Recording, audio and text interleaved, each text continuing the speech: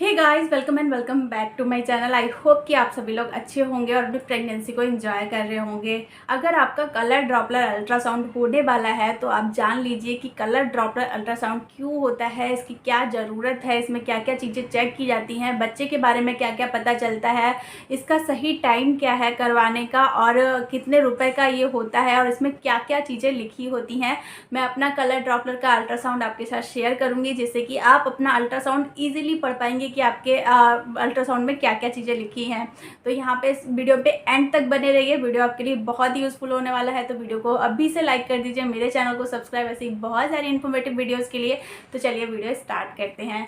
देखिए, कलर ड्रॉपलर जो अल्ट्रासाउंड होता है वो लगभग 8वें से 9वें महीने में होता है। 8वां महीना एंड हो रहा होता है और 9वां महीना स्टार्ट हो रहा होता है। तब आपके डॉक्टर रिकमेंड करते हैं कि अभी आपको कलर ड्रॉपलर अल्ट्रासाउंड करा लेना चाहिए।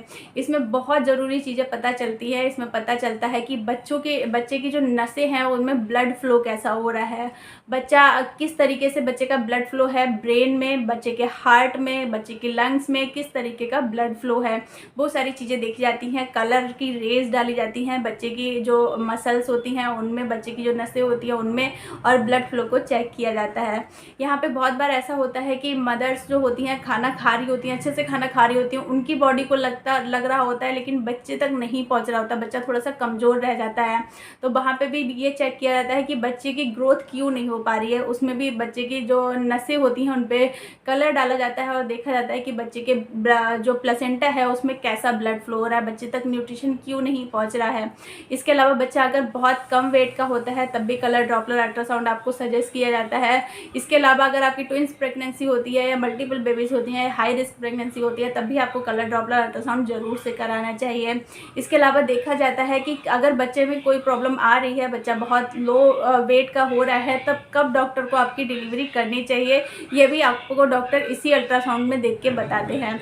इसके अलावा हर सिटी में कलर ड्रॉपलर अल्ट्रासाउंड के प्राइजेस अलग होते हैं। मेरा लगभग 1000 के अराउंड हुआ था, तो आपका भी ऐसे हो सकता है, कहीं 800 रुपये जाते हैं, कहीं 700 रुपये जाते हैं, इस तरीके से होता है। अगर आप सरकारी में कराने जाती हैं तो 200-250 रुपये में भी हो जाता है। तो हर सिटी में प्राइस अलग होते हैं। और यहाँ पे आपको एक चीज़ और ध्यान रखनी है, मैं अपना अल्ट्रासाउंड दिखाने जा रही हूँ, हो सकता है कि उसका फॉर्मेट अलग हो, उसमें कुछ चीज़ें ऊपर लिखी हो, कुछ चीज़ें नीचे लिखी हो, कुछ चीज़ें ज़्यादा लिखी हो, कुछ चीज़ें कम लिखी हो। तो ऐसा हो सकता है। हर हॉस्पिटल का जो कलर ड्रॉपलर का अल्ट्रासाउंड होता है उसका फॉर्मेट बिल्कुल चेंज होता है, लेकिन यहाँ पे जो भी ज़रूरी चीज़ें हैं वो आपको पता चल जाएंगी। ये अल्ट्रासाउंड की रिपोर्ट यहाँ पे आप देख सकते हैं कि यहाँ पे सबसे पहले तो जो पेशेंट है उसका नाम लिखा होता है। यहाँ पे आप देखेंगे कि मेरा 33 वीक में हुआ था, मतलब 8 महीना लगभग समाप्त होने को था तब मेरा हुआ था। यहाँ पे बहुत सारी चीज़ें लिखी होती हैं, काफ़ी सारी चीज़ें लिखी होती हैं इस अल्ट्रासाउंड में। तो सबसे ज़्यादा इम्पॉर्टेंट जो चीज़ होती है वो आपको 8वें महीने में क्या जानना रहता है। सबसे पहले तो फीटल नंबर कितना है, मतलब बच्चे कितने हैं, ये आपको यहाँ से पता चल जाता है। बच्चा सिंगल होता है या फिर डबल है, अगर ट्विंस हैं तो यहाँ पे लिखा होगा। यहाँ पे सिंगल बेबी है, इंट्रायूट्राइन फीटस है, मतलब जो बच्चा है वो यूट्रस में है। यहाँ पे नेक्स्ट होता है प्रेजेंटेशन की, बच्चे का मतलब किस तरीके से प्रेजेंटेशन है, बच्चे की पोजीशन क्या है आपके गर्भ में। यहाँ पे लिखा है सेफेलिक, यानी कि बच्चे ने हेड डाउन पोजीशन में आ गया है। तो 8 मंथ में ये भी जानना बहुत ज़रूरी होता है, सेफेलिक पोजीशन या फिर हेड डाउन पोजीशन या फिर वर्टेक्स पोजीशन अगर लिखा है तो आपकी नॉर्मल डिलीवरी हो सकती है। यहाँ से आपको पता चल जाता है कि हाँ, नॉर्मल डिलीवरी के लिए बच्चे की पोजीशन एकदम ठीक है। इसके अलावा था लाई, यानी कि बच्चे ने किस तरीके से लाई किया हुआ है, लॉन्गिट्यूडनल होता है, मतलब बच्चा सीधा सीधा है। इसके अलावा होता है कार्डियक एक्टिविटी, जो मेन चीज़ इसमें देखी जाती है कि बच्चे की हार्ट किस तरीके से काम कर रहा है। तो यहाँ पे लिखा होता है रेगुलर या फिर लिखा होता है नॉर्मल, तो एकदम ठीक है। यहाँ पे फिजिकल एक्टिविटी, बच्चे की फिजिकल एक्टिविटी कैसे है, हाथ पैर कैसे चला रहा है, तो यहाँ पे बिल्कुल ही नॉर्मल लिखा हुआ है। फिर आता है प्लेसेंटा, बच्चे की जो आंवल होती है, जो गर्भनाल होती है, वो किस तरीके की है, तो यहाँ पे लिखा है एंटीरियर अपर सेगमेंट। इन सारे चीज़ों के बारे में मैं ऑलरेडी वीडियो में बात कर चुकी हूँ, तो आप देख सकते हैं। एंटीरियर होता है मतलब प्लेसेंटा जो है बच्चे का आगे की तरफ है, पीछे अगर पोस्टीरियर है तो पीछे की तरफ है। लो लाइंग है तब यहाँ पे जो प्रेगनेंसी होती है वो रिस्की होती है, यानी कि बच्चेदानी के मुंह के ऊपर प्लेसेंटा होता है।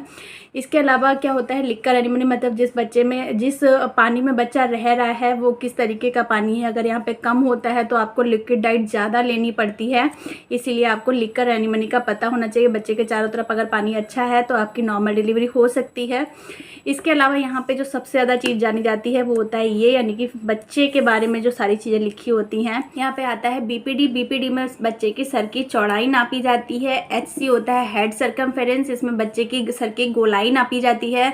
इसके अलावा होता है एसी यानी कि एब्डोमिनल सर्कमफेरेंस, यहाँ पे बच्चे के पेट की गोलाई नापी जाती है।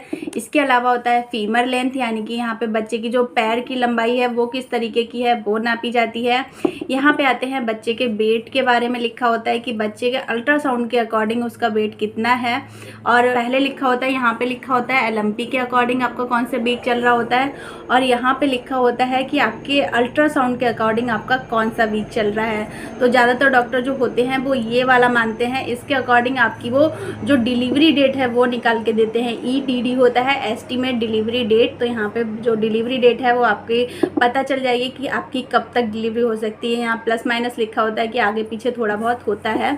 इसके अलावा जो मोटे मोटे वर्ड्स में लिख देते हैं, अगर आपकी प्रेगनेंसी में कोई भी प्रॉब्लम है, आपके बेबी में कोई भी प्रॉब्लम है तो यहाँ पे लिख दिया जाता है, उसके बारे में आप अपने डॉक्टर से बात कर सकते हैं। तो ये सारी चीज़ें होती हैं जो आपके कलर ड्रॉपलर अल्ट्रासाउंड में लिखी होती है। इसके अलावा आपको कलर जो बच्चे की रंगीन फ़ोटोज़ की लिखी जाती हैं वो दी होती हैं। यहाँ पे FHR दिया होता है, फीटल हार्ट रेट बच्चे का कितना है, 151 था उस टाइम पे मेरे बेबी का, तो इतना ठीक रहता है, इतना अगर आपके बच्चे का है तो ठीक है।